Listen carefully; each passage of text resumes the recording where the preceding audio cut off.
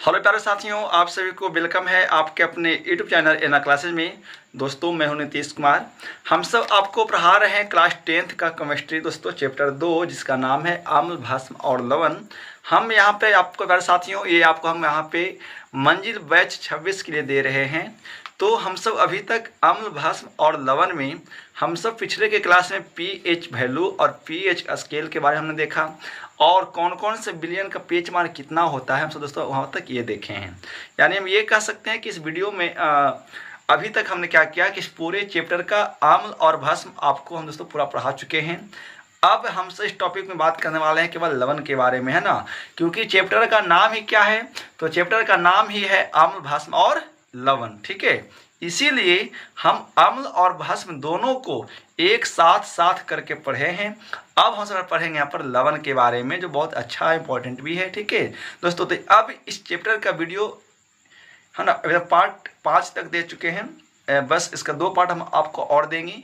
हम पार्ट 1 में यही पार्ट लास्ट भी कर सकते हैं, लेकिन हमने सोचा कि नहीं दोस्तों, आपको हम बेहतरीन ढंग से पढ़ा रहे हैं, ठीक है ना। ये नहीं कि केवल आपको केवल पास कराना, दोस्तों हम आपको अच्छे से सिखा रहे हैं ताकि आपको भी आगे चल करके बहुत हेल्प हो सके जब आप आगे पढ़ाई करिएगा। तो इसलिए हम लवण टॉपिक को क्या करेंगे, हम 2 पार्ट में ख़त्म करने वाले हैं। तो इसमें से पढ़ेंगे लवण के बारे में। ठीक है, आइए, लवण का मतलब क्या होता है। तो लवण का मतलब होता है नमक। ठीक है, लवण का मतलब क्या होता है, तो लवण का मतलब होता है नमक। ठीक है, लवण को हम सब साल्ट कहेंगे। क्या कहेंगे, साल्ट। ठीक है ना, तो ये लवण होता है। अब है कि आपको दोस्तों पता है कि लवण का निर्माण कैसे होता है।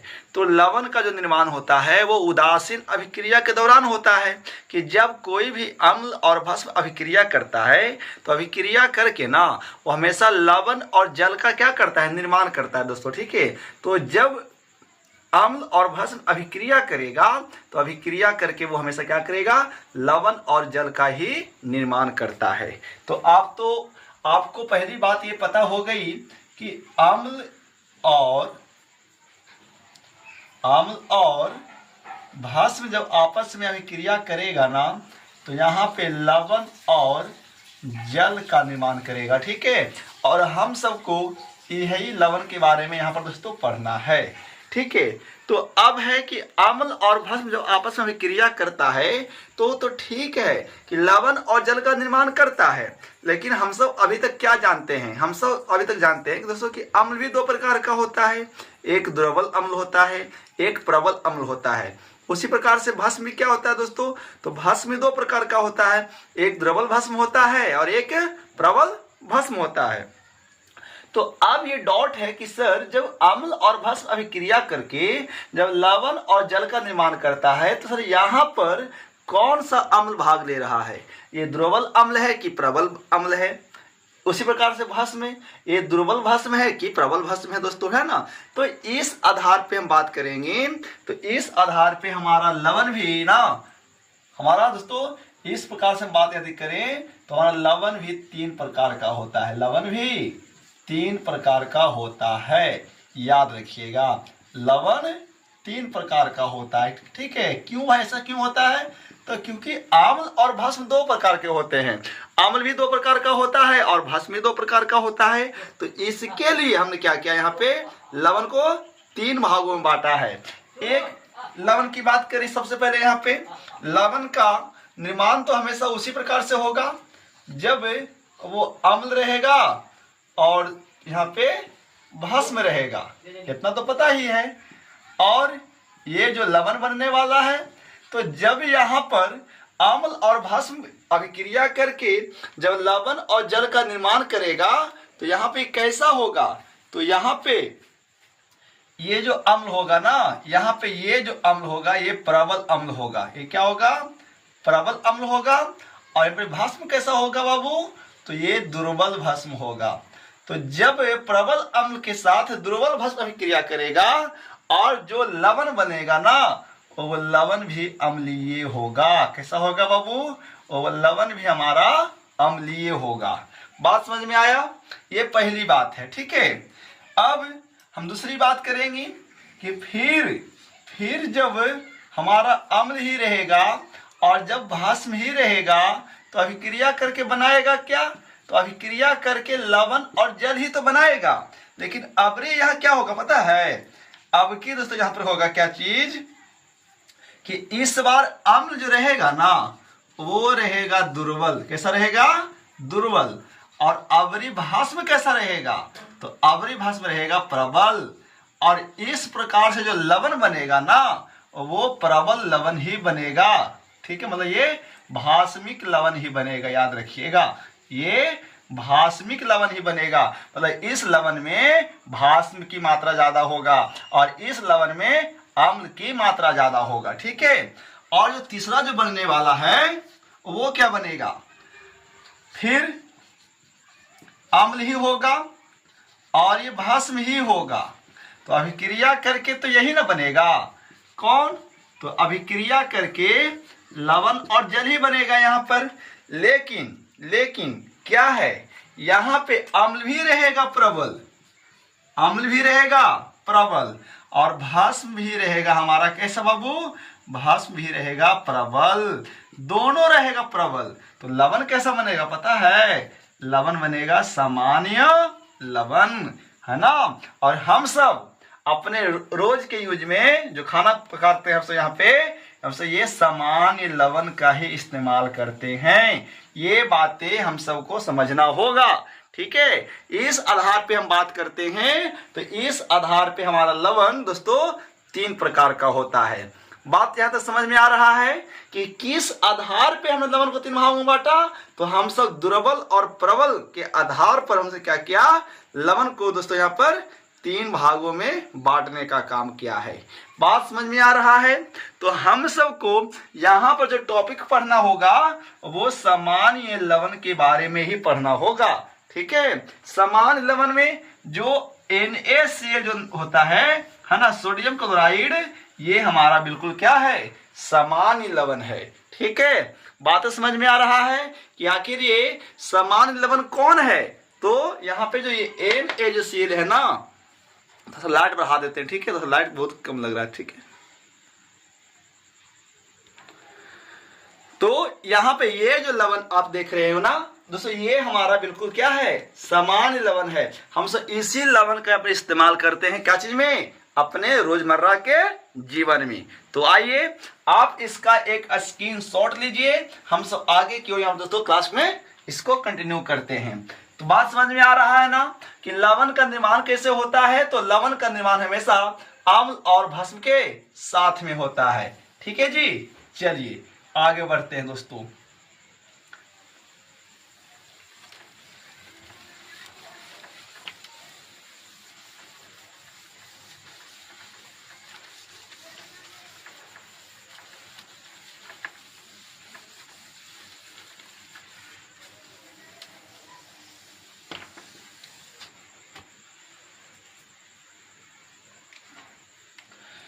तो टॉपिक बनाइए।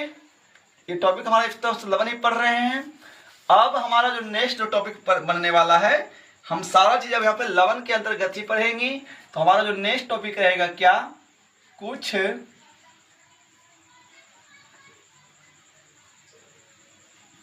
सामान्य लवण, सामान्य और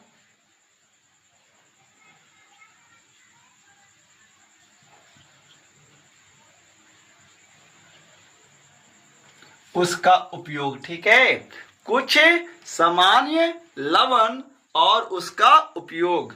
तो आइए हम सब पहला सामान्य लवण के अंतर्गत हम सब यहाँ पर पढ़ने वाले हैं सोडियम क्लोराइड के बारे में। किसके बारे में जी? सोडियम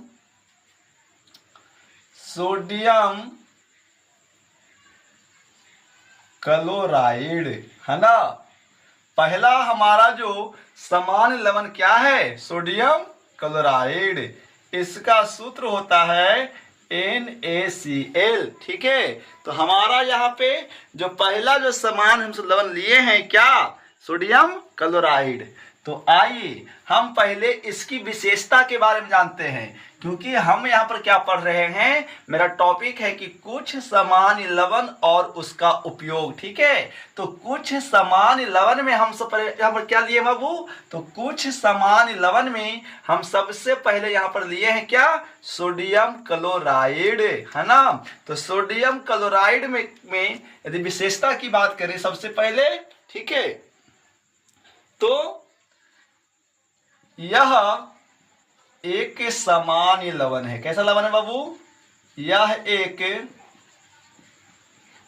सामान्य लवण है। पहली बात याद रखना है। इसका सूत्र क्या होता है, तो अभी बता दिए क्या कि इसका जो सूत्र है हमारा NaCl है ना जी। इसका सूत्र क्या है बाबू, NaCl है। ठीक है, अब हम इसी में बनाने की विधि की बात करेंगे कि आखिर सामान्य लवण को बनाने की विधि किस प्रकार से है। ठीक है, तो जो हमारा सामान्य लवण है उसकी जो बनाने की विधि है ना, प्रयोगशाला की बात करें कि जो हम नमक खा रहे हैं, यदि उस नमक को हम सब प्रयोगशाला में बनाएंगे तो कैसे बनाएंगे दोस्तों, तो इस सामान्य लवण को यदि हम सब पहली बात कहाँ बनाए, प्रयोगशाला में। कहाँ बनाए, प्रयोगशाला में। कैसे बनेगा, तो प्रयोगशाला में बनेगा जब हमारे पास क्या रहेगा, NaOH रहेगा और क्या रहेगा, HCl रहेगा। ठीक है, तो ये अभिक्रिया करके बनाएगा NaCl और बनाएगा साथ में जल। ठीक है, ऐसे बनेगा कहाँ, ऐसे दोस्तों बनेगा ये प्रयोगशाला में। ठीक है ना, लेकिन हम एक बात याद रखिएगा, ये प्रयोगशाला में हम यदि सामान्य लवण बनाने की बात करेंगे तो प्रयोगशाला में ये नमक इस प्रकार से बनेगा कि जब हमारे पास सोडियम हाइड्रोक्साइड जो एक भस्म है यदि ये रहेगा और एक हमारे पास क्या रहेगा, HCl दोस्तों रहेगा। ठीक है, तो ये दोनों रिएक्शन करके बनाएगा NaCl, ये बनाएगा। ठीक है, जबकि हम अपने देश की बात करें, इंडिया में किसे बनता है पता है, अपने यहाँ भारत में यदि बात करें तो भारत में सोडियम क्लोराइड जो एक प्रकार का सामान्य लवण है ना, 90% यहाँ पर समुद्रीय जल से बनता है। किससे बनता है बाबू, समुद्रीय जल से बनता है। बात समझ में आया, 90% नमक अपने यहाँ देश की बात करें तो ये समुद्री जल से बनता है, मतलब समुद्र के पानी से बनता है। ठीक है जी, अब इसी में जब इसी सामान्य लवण में हम सब क्या मिला देंगे, आयोडीन नमक की बात करेंगे अब यहाँ पे, है ना। तो इसी सामान्य लवण में हम सब एक नमक और पढ़ते हैं, वो है क्या, आयोडीन नमक। यदि हम सब आयोडीन नमक का मतलब क्या है, तो जो अपने यहाँ साधारण नमक है सोडियम क्लोराइड, यदि इसमें हम सब दोस्तों यहाँ पे है ना आयोडीन मिला दें, क्या मिला दें बाबू, आयोडीन मिला दें। ठीक है, आयोडीन मिला देते हैं ना, तो ये हमारा जो है, ये हमारा दोस्तों क्या है, ये हमारा एक प्रकार का आयोडीन युक्त नमक बन जाता है। इसी को बोलेंगे क्या, बोलेंगे आयोडीन युक्त नमक।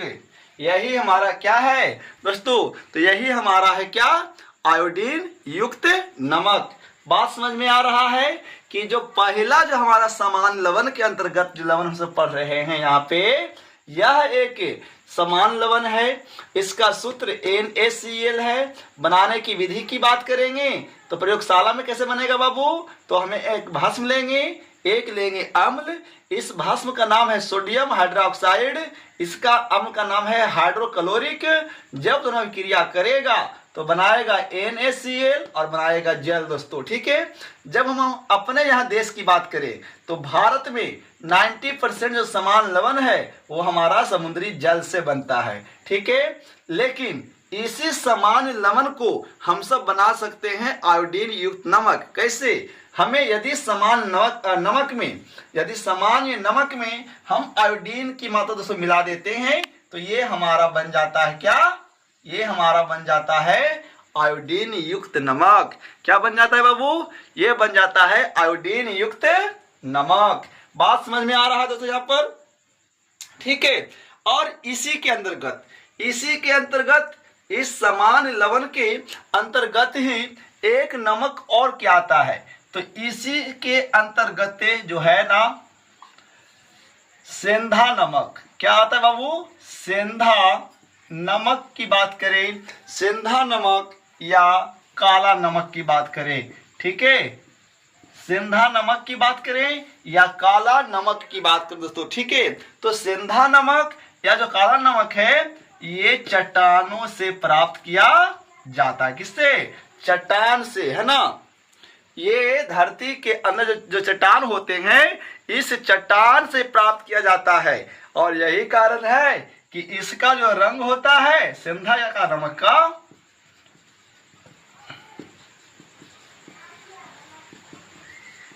हल्का लाल या कैसा? भूरा होता है।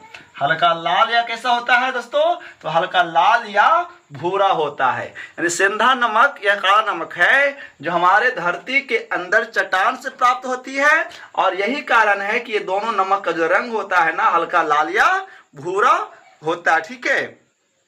हाँ, अब है तो ये तो हो गया क्या? बनाने की विधि। यानी हम सब जो समान लवण है हमारे अंदर सोडियम क्लोराइड आखिर वो कैसे कैसे प्राप्त होता है, तो हमने अब दोस्तों ये देखा है। अब हम सब यहाँ पर पढ़ेंगे इसका उपयोग। एक बात बताना है, याद रखिएगा दोस्तों, हम जो भी लवण के बारे में पढ़ेंगे ना, पहले पढ़ेंगे उसका सूत्र, उसका नाम, उसका साधारण नाम, बनाने की विधि, है ना, और उसका उपयोग। हम इतना चीज पढ़ेंगे प्रत्येक लवण का। तो हम सब यहाँ पर पहला क्या पढ़े? किसके बारे में? हम सब यहाँ पर पहला पढ़े सामान्य लवण में आया हमारा कौन? साधारण नमक, जो हम जिसको अपने घर में रोजमर्रा के जीवन में इस्तेमाल करते हैं दोस्तों, ठीक है। तो हम सब इसी का इस्तेमाल करते हैं। बात समझ में आ रहा है?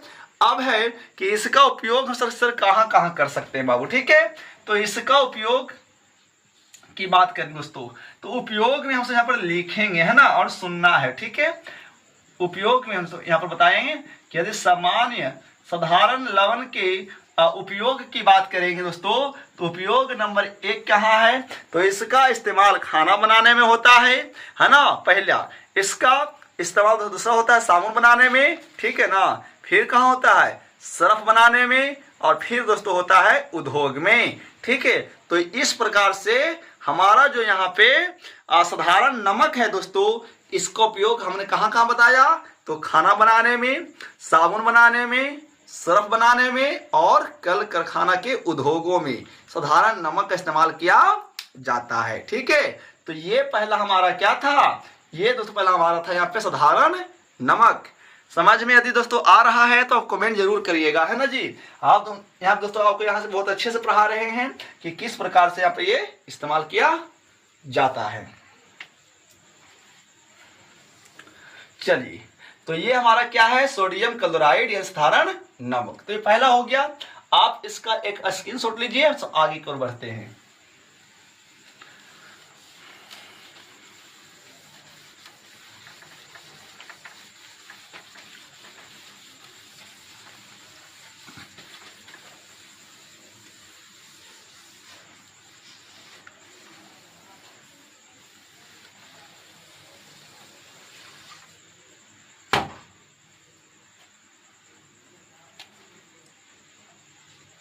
आइए, दूसरा जो समान लवण है जिसका नाम है कास्टिक सोडा। क्या नाम है बाबू? Caustic soda.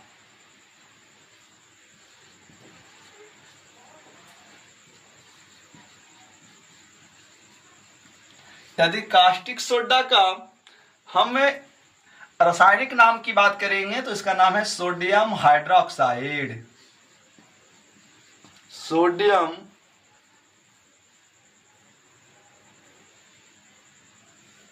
Sodium hydroxide.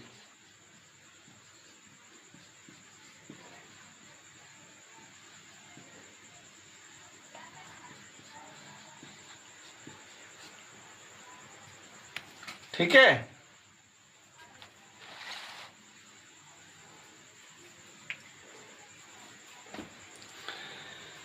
Sodium hydroxide का हम सबसे पहले सूत्र की बात करें तो इसका जो सूत्र आपने अभी देखा दोस्तों कि इसका जो सूत्र है ना वो होता है NaOH। ठीक है, फिर हम दूसरा बनाने की विधि की बात करें, बनाने की विधि की बात करें। ठीक है दोस्तों, तो कास्टिक सोडा को है ना क्लोर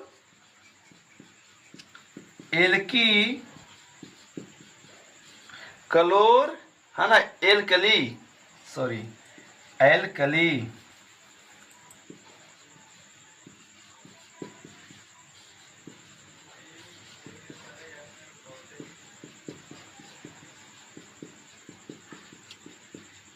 ठीक है, यानी हमारा जो कास्टिक सोडा है ना उसका बनाने की जो प्रक्रिया है वो है क्लोर एल्कली विधि के द्वारा। ठीक है जी, अब देखिए कैसे सर, तो जब हम से यहाँ पर सोडियम लेते हैं, सोडियम को हम जल के साथ अभिक्रिया कराते हैं बाबू, तो अभिक्रिया करने के बाद ये बनाता है NaOH और साथ में ये हाइड्रोजन गैस मुक्त करता है। क्या करता है बाबू? हाइड्रोजन गैस मुक्त करता है। अब संतुलित नहीं है तो इस यहाँ पर क्या कर देंगे? संतुलित कर देंगे। ठीक है, यहाँ पे जो बता रहे हैं ना कि जो हमारा कास्टिक सोडा है वो आखिर कैसे दोस्तों बनता है। देखो पानी फेंकता है, कैसे बनता है? तो इस सोडियम के साथ जब हम दोस्तों जल के अभिक्रिया कराते हैं तो अभिक्रिया करके बनाता है क्या? NaOH। ठीक है ना, ये हमारा यहाँ पे दोस्तों ये हमारा कास्टिक सोडा है। अब हम याद रखिएगा एक बात कि जब नोट करके एक बात हम सबको क्या दोस्तों याद रखेंगे कि जब हम सब कास्टिक सोडा बनाते हैं, ठीक है ना, तो यहाँ पे क्लोरीन और साथ साथ दोस्तों हाइड्रोजन गैस भी मुक्त होता है। ये एक हम शॉर्ट बताए हैं, ठीक है, इसकी एक लंबी प्रोसेस होती है, बट यहाँ पर दोस्तों हमें केवल जानकारी के लिए पढ़ना है ना, तो उसे यहाँ पे क्या करेंगे याद रखिएगा कि जब कास्टिक सोडा बनता है तो कास्टिक सोडा के साथ में हाइड्रोजन गैस और क्लोरीन गैस भी मुक्त होती है। ठीक है, अब है कि यहाँ पे सोडियम हाइड्रोक्साइड का उपयोग हम सब दोस्तों कहाँ कहाँ करते हैं, यानी इसका उपयोग की बात करें। किसका उपयोग बाबू? कास्टिक सोडा का उपयोग की बात करें तो याद रखिएगा कास्टिक सोडा का उपयोग साबुन तथा अपमार्जक बनाने में, और दूसरा है कागज बनाने में दोस्तों। तीसरा क्या है? तो तीसरा हमारा है प्रयोगशाला में है ना अभिकर्मक के रूप में किया जाता है। ठीक है, तो ये हमारा है दोस्तों यहाँ पर खाने कास्टिक सोडा का बनाने की विधि और इसका उपयोग क्या है दोस्तों। ठीक है, अगला जो हमसे यहाँ पर पढ़ने वाले हैं, हमसे यहाँ पर जो आगे अभी दोस्तों पढ़ने वाले हैं, क्या अगला पढ़ना है हम सबको? खाने का सोडा, जिसको हम सब यहाँ पर बेकिंग सोडा भी कह सकते हैं। ठीक है ना, याद रखिएगा। अब हम सब जो अगला सोडा दोस्तों पढ़ने वाले हैं उसका नाम क्या है? अगला हम सब जो पढ़ने वाले हैं दोस्तों उसका पढ़ने वाले हैं हमसे यहाँ पर खाने का सोडा, है ना जी। आइए अगला, खाने का सोडा मतलब बेकिंग सोडा, जो एक प्रकार का दोस्तों लवण ही होता है। आइए अब हम सब उसको यहाँ पर ये चीज पढ़ने वाले हैं। ठीक है, तो तीन में क्या पढ़ेंगे? तीन में पढ़ेंगे खाने का सोडा,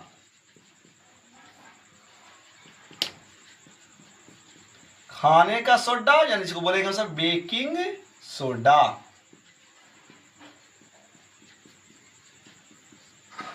ठीक है, अगला क्या पढ़ना है बाबू?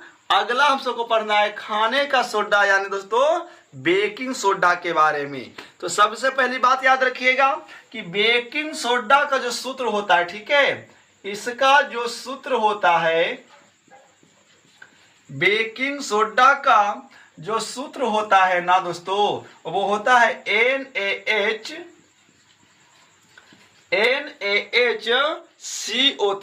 है ना जी। क्या होता है? बेकिंग सोडा का जो अणुसूत्र होता है वो क्या होता है बाबू? वो होता है NaHCO3, है ना।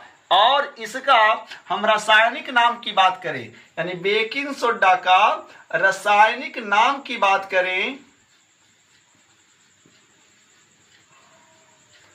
रासायनिक नाम की बात करें तो इसका जो रासायनिक नाम है वो है सोडियम बाइकार्बोनेट।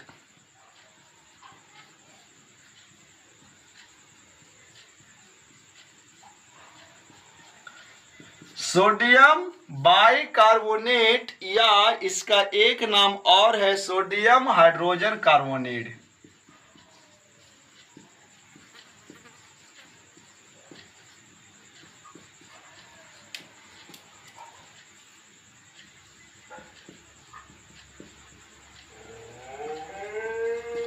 ठीक है, तो खाने का सोडा का यदि हमसे पूछा जाए क्या नाम, रासायनिक नाम, तो क्या है, सोडियम बाइकार्बोनेट या इसका नाम है सोडियम हाइड्रोजन कार्बोनेट। अब है कि सर खाने के सोडा की बनाने की विधि क्या है ना। अब ये जो हम खाने का सोडा कह रहे हैं इसका व्यवहारिक नाम है ना। गांव देहात में बेकिंग सोडा को बोलेंगे कि जाओ बाबू दुकान जाकर ले और खाने वाला सोडा, ठीक है ना, तो यही वो दे देता है यहाँ पे। ठीक है जी। अब है बनाने की विधि, यानी सर खाने वाला सोडा को किस प्रकार से बनाया जाता है, तो बनाने की विधि। बनाने की विधि तो याद रखिएगा बेकिंग सोडा को जो बनाने की विधि है ना, कौन विधि द्वारा, तो इसका बनाने की विधि दो है। ठीक है, बनाने की विधि दो है, एक है तो अमोनिया, एक है बाबू, एक हमारा है अमोनिया सोडा विधि द्वारा, अमोनिया सोडा विधि द्वारा, या दूसरा जो इसका बनाने की जो विधि है वो है साल्वे विधि द्वारा, है ना, साल्वे विधि द्वारा। दो विधि के से हम सब बेकिंग सोडा को बना सकते हैं। बात समझ में आ रहा है ना कि हम सब दो प्रकार से क्या कर सकते हैं दोस्तों, खाने वाला सोडा को हम सब यहां पर बना सकते हैं। ठीक है जी, आइए कैसे बनाएंगे सर, तो देखिए खाने का सोडा का बनाने की विधि ना, हम सब पहले लेते हैं साधारण नमक जिसका नाम है क्या दोस्तों यहाँ पे NaCl, फिर इसको इसमें लेते हैं जल H2O, और फिर लेते हैं क्या कार्बन डाइऑक्साइड दोस्तों CO2, और फिर लेते हैं अमोनिया, फिर क्या लेते हैं अमोनिया। जब ये सब मिलकर के रिएक्शन करता है तो रिएक्शन करके बनाता है क्या,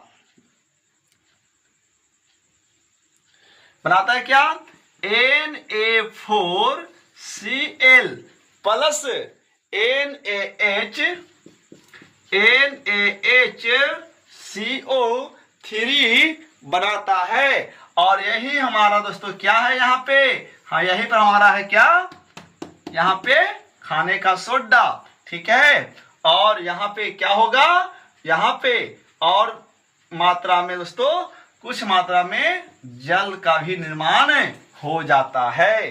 ठीक है, इस प्रकार से हम सब यहाँ पर क्या करते हैं, बेकिंग सोडा यानी खाने वाला सोडा का निर्माण किया दोस्तों जाता है। ठीक है, अब है क्या, अब हम सब पढ़ेंगे खाने वाला सोडा का उपयोग। क्या पढ़ेंगे बाबू, खाने वाला सोडा का उपयोग क्या क्या है, तो खाने वाला सोडा का निम्नलिखित उपयोग है। ठीक है, खाने वाला सोडा का क्या बाबू, निम्नलिखित उपयोग है। तो सबसे पहला तो है कि हम खाने वाला सोडा का इस्तेमाल है ना पाव रोटी बनाने में करते हैं। आप देखते होंगे कि पाव रोटी कितना खास्ता होता है, तो उसमें यही हमारा बेकिंग सोडा मिलाया जाता है। ठीक है, दूसरा है रसोई घर में जितना भी आप लोग खास्ता पकौड़ा बना रहे हो घर में, उसमें आप देखे होंगे कि घर में यही बेकिंग सोडा को मिलाया जाता है। तीसरा है खाना को जल्दी बनाने में, कोई ऐसा चीज जो सीझने में बहुत टाइम लेगा, उसमें क्या कीजिए आप कि एक चुटकी मिला दीजिए बेकिंग सोडा, तो उसको तुरंत हल कर देता है। फिर है अग्निशामक यंत्र में। ठीक है, फिर है एंटासिड के रूप में, यानी आपके पेट में गैस बना है ना, ठीक है, तो हल्का सा क्या कीजिए पानी में इसको घुला करके उसको पी जाइए, तो यह है एंटासिड के रूप में। ठीक है ना, याद रखिएगा। एक बात और याद रखेंगे दोस्तों, जो खाने का जो सोडा होता है यह हमारा क्षारीय प्रकृति का होता है। कैसा होता है जी दोस्तों? ये हमारा ये बिल्कुल क्षारीय प्रकृति का होता है। क्षारीय प्रकृति का अर्थ इसका मतलब क्या है कि यहाँ पे ये जो क्रिया ले रहा होगा, अब है कि ये जो खाने के सोडा का दोस्तों जो क्षारीय प्रकृति क्या होगा, यानी यहाँ पे प्रबल भस्म का इस्तेमाल हुआ होगा। तो इस प्रकार से जो लवण दोस्तों बने होंगे वो भी प्रबल बना होगा। ठीक है, और एक बात याद रखिएगा, खाने का सोडा का जो पीएच,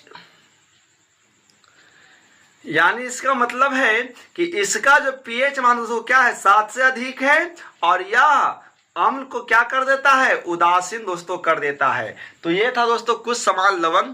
कुछ टॉपिक इसमें और रह गया दोस्तों, जो हम इसको अगले पार्ट में क्या करेंगे, पढ़ा करके दोस्तों इस चैप्टर को खत्म कर देंगे, और फिर इसके बाद हम आपको यहाँ पर ऑब्जेक्टिव सवाल इस पार्ट का दोस्तों देंगे, और इसके बाद हम आपको पढ़ाएंगे मैथ चैप्टर 2, जिसका नाम है बहुपद दोस्तों। तो आशा करते हैं कि आप इस चैप्टर को अच्छे से सीख दोस्तों पा रहे होंगे। आशा करते हैं कि हम आपको सिखा भी पा रहे होंगे दोस्तों। ठीक है, तो आप इसी प्रकार से अपना प्यार बनाते रहिए। तब तक नमस्कार, मिलते हैं अगले पार्ट में। जय हिंद दोस्तों, वंदे मातरम।